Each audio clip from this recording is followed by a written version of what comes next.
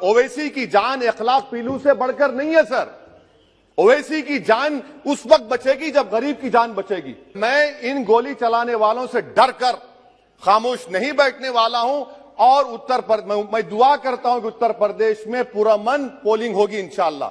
اتر پردیش کی جنتا گولی چلانے والوں کا جواب بیلٹ سے دے گی، نفرت کا جواب محبت سے دے گی اور کمزوروں کو دبانے کا جواب حصہ داری سے دے گی. مجھے زندہ رہنا ہے تو اپنی آواز اٹھانا ہے، مجھے زندہ رہنا ہے تو سرکار کسی کے ان کے خلاف بولنا ہے، اور اگر گولی لگتی ہے تو مجھے قبول ہے. میں نہیں لوں گا سیکیورٹی، میں زیڈ کیٹیگری نہیں چاہتا ہوں سیکیورٹی. مجھے اے کیٹیگری کا شہری بنائیے آپ. کہ میں نے کہہ دیا کہ میں اس وطن میں پیدا ہوا، میری ماں کی کوکھ سے تو زمین پر لٹایا گیا. جب میری آنکھ بند ہو جائے گی تو انشاءاللہ اورنگ آباد کی زمین مجھے. کبھی اللہ تبارک و تعالی لال بجکروں کے ظلم و تشدد کے ذریعے سے آپ کے کلمہ پڑھنے والوں کو پریشان کیا جائے گا.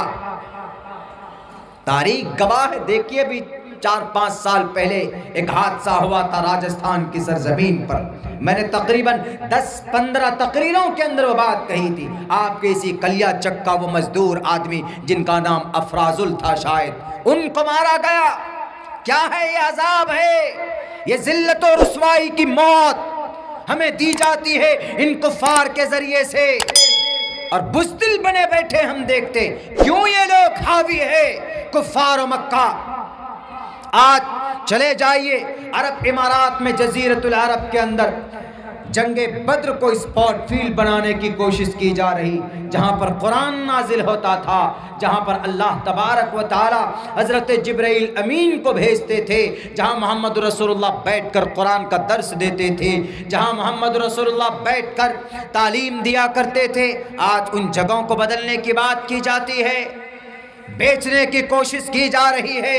حرمین شریفین کو بیچنے کی کوشش کی جا رہی ہے، ہمارے بھارت کے اندر ہمارے پوتر استھل کو. کیا ہے یہ؟ عذاب ہے، عذاب ہے.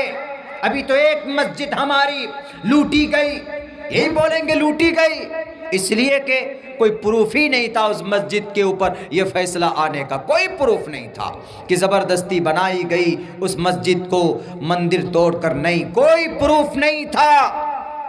میں 2 ٹوک لفظوں میں کہنا چاہتا ہوں، دکھا دو آج بھی نہیں.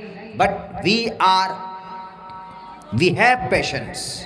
ہم صبر کرتے ہیں چونکہ ہمارا تعلق ہی اسلام سے ہے، اور اسلام کا مطلب امن اور شانتی والا مذہب، امن کے ساتھ اللہ کی عبادت کرنا، مسجدوں میں نماز پڑھنا اور اپنے شریعت کے مطابق زندگی گزارنا. امن شانتی اس مذہب کے ہر گلی اور کوچے کے اندر بھری ہوئی.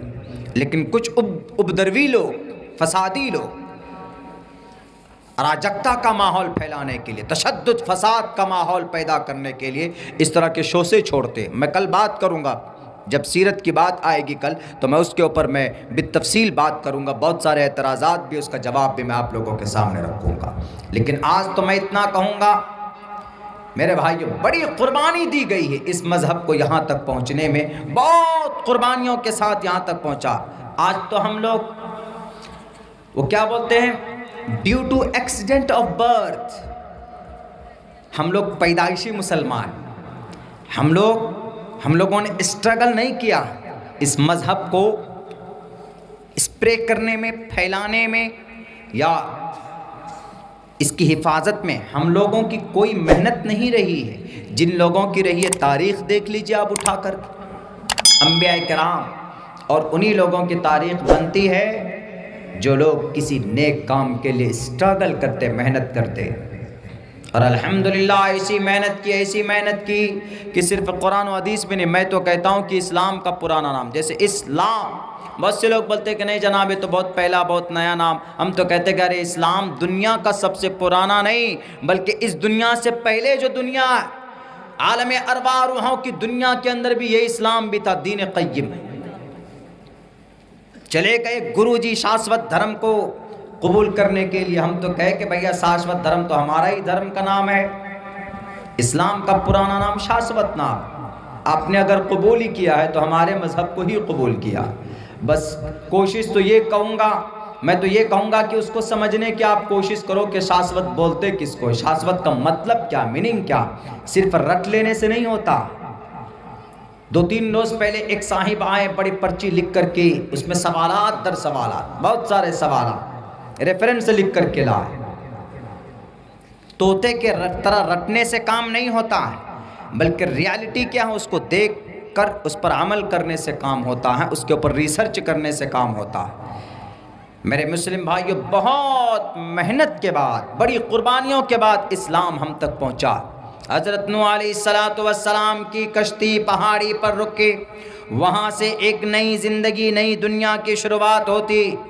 حضرت نوح علیہ السلام کا انتقال ہو جاتا ہے، ان کے بچے، ان کے پوتے، ان کے پڑ پوتے، ان کے لکڑ پوتے، 7 نسل کے بعد وہاں پر بھی بت پرستی آ جاتی ہے، وہاں پر بھی وہی بیماری آتی جو حضرت آدم کے بعد آئی تھی. اس کے بعد پھر اللہ تبارک و تعالی حضرت ہود علیہ السلام کو بھیجتے ہیں اس دنیا میں کہ جاؤ عاد کی طرف. وہ اتنی بڑی قوم، آج تک ایسی بلڈنگ بنانے والی قوم دنیا میں پیدا نہیں ہوئی. وہ قوم تھی پہاڑوں کو تراش تراش کر، پہاڑوں کو کھود کھود کر حویلی بناتی تھی. قوم عاد، قوم سمود، ان کو بھیجا، لیکن انہوں نے کہا کہ ہو تم مان لو، تم اپنے خدا کی اناپ شناپ جو باتیں ہیں اپنے پاس رکھو، ہم تمہاری بات نہیں مانیں گے. اگر عبداللہ سالم آپ کے اسٹیج پر بیٹھ کر قرآن کریم کی آیت پڑھ کر، احادیث مبارکہ پڑھ کر آپ کو سناتا ہے تو ہمیں اور آپ کو اس کو سن کر اس کو غنیمت جاننا چاہیے، عمل کی کوشش کرنی چاہیے. اگر کوئی مسلمان یوں کہتا ہے کہ ارے ان مولانا کو تو کچھ نہیں ملتا، کرسی پر بیٹھتے ہیں بس تقریر شروع کر دیتے ہیں، اگر آپ کی یہ سوچ ہو گئی تو جس طریقے سے قوم عاد، قوم سمود اور پھر قوم لوط، حضرت ابراہیم کی اور حضرت یوسف کی قوم نے، اور حضرت موسیٰ، حضرت شعیب کی قوم نے ان کو نکارا تھا، سیم آپ اسی لسٹ میں آپ کا نام چلا جائے گا.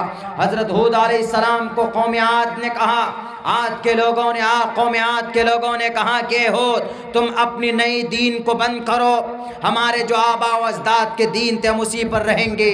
اللہ تبارک و تعالیٰ نے قرآن کریم کے 29ویں پارے کے اندر کہا ہے صاف لفظوں میں، 8 دن اور 8 دن 7 رات تک مستقل طور پر ایسی آندھی چلی، ایسی تیز ہوا چلی کہ پوری کی پوری قوم ایسی ہو گئی بھوسے کے مانند. اللہ تبارک و تعالیٰ نے ان کو اس دھرتی پر بنا دیا. اس قوم کے کچھ لوگ بچے کھچے قوم سمود کے نام سے جانے جاتے.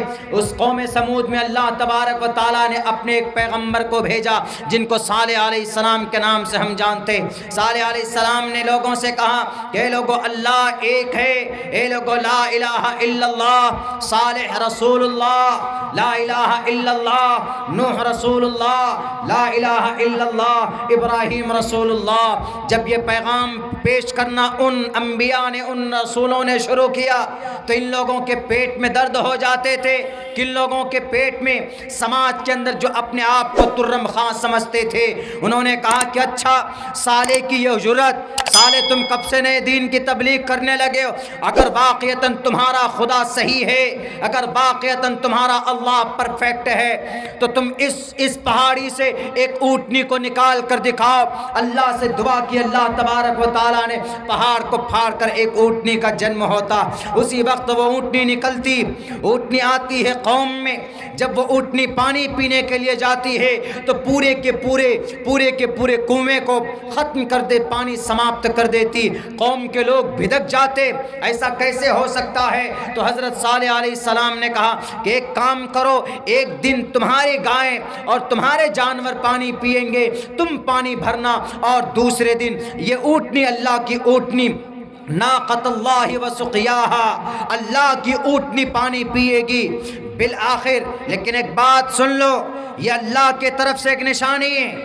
کبھی تم اپنی دشمنی کی وجہ سے اس اونٹنی کو غلط طریقے پر اگر تم نے ہاتھ لگایا ہے تو اللہ تبارک و تعالیٰ تمہیں اس دھرتی سے مٹا دے گا۔ لیکن قوم کے کچھ لوگ تھے، قوم کے کچھ نوجوان تھے، قوم میں اس وقت کے کچھ شرابی تھے، انہوں نے کہا کیا ہے، کچھ نہیں ہونے والا ہے۔ بالآخر انہوں نے اس اونٹنی کے گھونچ کو کاٹ دیا، ان کے نسوں کو کاٹ دیا۔ فَعَقَرُوهَا، ان کے نسوں کو کاٹ دیا جاتا ہے، وہ اونٹنی مر جاتی ہے۔ فَدَمْدَمَ عَلَيْهِمْ رَبُّهُمْ بِذَنبِهِمْ فَسَوَّاهَا وَلَا يَخَافُ عُقْبَاهَا۔ اللہ تبارک و تعالیٰ نے اس قوم کو ایسی سخت پکڑ کی کہ وہ پوری کی پوری قوم تباہ و برباد کر دی گئی اللہ کی نافرمانی کرنے کی وجہ سے۔ پیغام کیا تھا کہ اللہ کو ایک مانو اور مجھے اللہ کا نبی مان لو، اور ڈیمانڈ کرنے پر بھی کہ اگر تم واقعتاً اللہ کے نبی ہو تو ذرا اس پہاڑی سے اونٹنی نکال کر دکھاؤ، وہ بھی دکھا دیا، تب بھی ہٹ درم ہو جاتے تھے، تب بھی نہیں مانتے تھے کہ نہیں جی سرکشی، یعنی حد سے زیادہ گناہوں کے اوپر اڑے رہنا۔ حالانکہ بندہ گناہ کرے، گناہ کرنے کے بعد اگر شرمندگی ہو جائے، اگر وہ آدمی احساس ہو جاتا ہے، اگر اس کا دل پسیج جائے اس کو، تو اللہ سے وہ اللہ کے سامنے روئے گڑ گڑائے تو اللہ تبارک و تعالیٰ اس کے گناہوں کو معاف فرما دے۔